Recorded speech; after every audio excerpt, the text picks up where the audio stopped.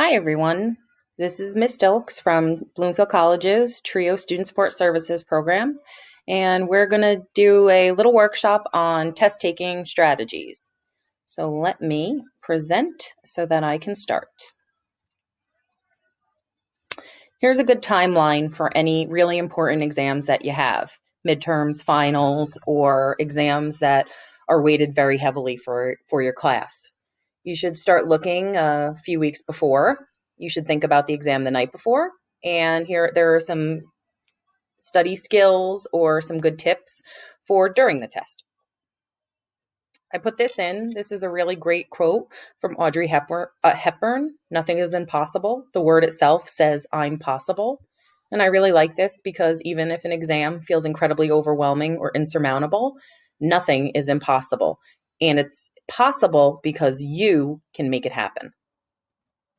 So before a test, at least a few weeks before, you should always make sure you're prepared. You can't cram everything in the night before, because if you do, you're not going to remember the information. So one of the things you can do is create a study plan. You set aside some time every day or every couple days to go over your notes and lectures. When I was a college student, I used to go crazy and I would rewrite my notes. No one else has to do that. It worked for me, might not work for you. What's really great is a Google Calendar with some notifications. I don't know about you guys, but I live or die by my Google Calendar, and every single person in my family is color-coded on our Google Calendar. You might do the same, not for family members, but for classes. And you can give yourself maybe every couple days at 2 o'clock in the afternoon, you're going to study for an hour. And then 10 minutes beforehand, it'll pop up. So whatever you're doing, you'll remind yourself that this is my time to study. If you don't slack on studying, you will actually turn short-term memory reading into long-term memory information. Another thing you should do is use your professor. If your professor has a review session, that's like a gift from the gods. Go, have lots of questions, and get all the information you can. Otherwise, all the professors, even adjuncts, have regular office hours. Go to their office hours, drop in or schedule a meeting and ask them questions. Sometimes, because you're taking the initiative, you might learn more about an exam than others in your class. Also remember to use TRIO SSS resources. We have Smart Thinking online tutoring, and you can access that through the TRIO SSS Blackboard course. You also have me. I'm the writing and literature tutor. So any of your exams, or if an exam is a take-home essay, I can help you with everything from brainstorming all the way to editing. We also have fantastic peer tutors. Vivian is our science tutor, and he's available Mondays and Tuesdays from 12:15 to 5:15 p.m. Ted is our math tutor, and he's available Mondays and Tuesdays from 10 to 12 and Tuesdays from 12 to 4. If you'd like to come in person, you can drop in or make an appointment. And if you'd like to work with them virtually through Zoom or Google Meet, you email either of them. I have their emails right here, and ask them for an appointment. So here we go. The night before the test, you might feel like this guy right here, but there's ways of feeling better about an exam. And of course, even when I'm doing a video, my phone rings. So one of the first things you should do or not do before an exam is don't cram. If you cram, you won't learn the material, you won't make connections, you stress yourself out, and you'll forget the information. Statistics show that cramming does nothing and is even detrimental to the scores for exams. Sleep. This is totally self-explanatory. Everyone loves sleep, so sleep. If you sleep, you'll recharge your brain, you'll recharge your body. And if you go to sleep, you most likely will not be awake until 2 a.m., and so you'll get up for that 8 o'clock class. Now, here are some tips for during the test. Be on time, take deep breaths, don't freak out, and let's get this exam done. Easiest thing is, before we talk about this, be on time, know what you need. If you need a calculator, make sure that your calculator has batteries, make sure that it is plugged in and charged and ready to go. If you need your book, make sure you bring your book. Here's a great one that I actually didn't even think of until I started researching. Go for the score. So allot your time in proportion to the points on the test. So for example, if multiple choices are worth 50%, spend half of your exam time on them. If your essays count for 80%, spend most of your time writing them. Sometimes we get bogged down in whatever is in the beginning of an exam, and we don't look at what actually means the most. Do a memory dump. As soon as you begin a test, write down any information that you might need or that you think you might need and that you're afraid you might forget. This is great for formulas, equations, dates, lists. Here's my joke, your own name, so that you don't have to worry about trying to recall those an hour or an hour and a half into an exam. They're all there on a piece of paper, and you can start working on actually answering the questions. Look for cues while you're taking your exam. Sometimes the answer to a question could be found in another section. Sometimes the grammar in a question is very similar to the grammar in the correct answer. And if you see all of the above, don't always think it's the right answer. Sometimes it's not. So pay close attention to those questions, because all of the above might just be a trick. Answer all the questions. All the questions. If you don't answer all of the questions, you're leaving points on the table. Even if you answer them wrong, you might still get partial points from some professors. Partial points add up, and maybe those points might be the difference between a passing and a failing grade. Don't think that patterns are wrong. So your first answer is usually the right one. Trust your intuition. If you think it's right, it's most likely right. And studies show that our first answer is most likely our right one. And don't think that a string of the same answers are wrong. They might not be. So here's what shows how mean of a professor I was. When I made multiple choice quizzes, sometimes I just made them all the same answer, A, or B. And it wasn't because of anything. It was just sometimes the way I did it. It didn't mean any of them were wrong, and some students were incredibly freaked out by it. So if you see a string of all of the same answer, might not be wrong.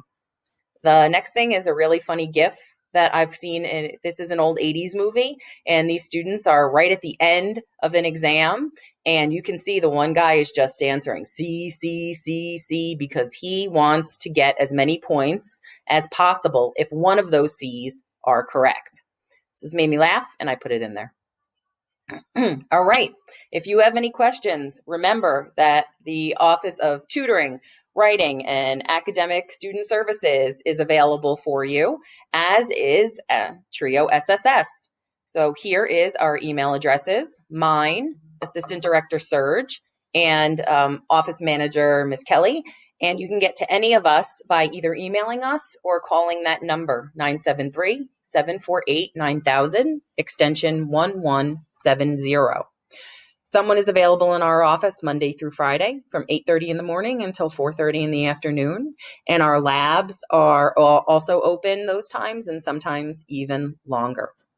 So before we go, what I'd like to show you is a 6-minute video that will help you those 2 weeks before the exam study less, but study smarter.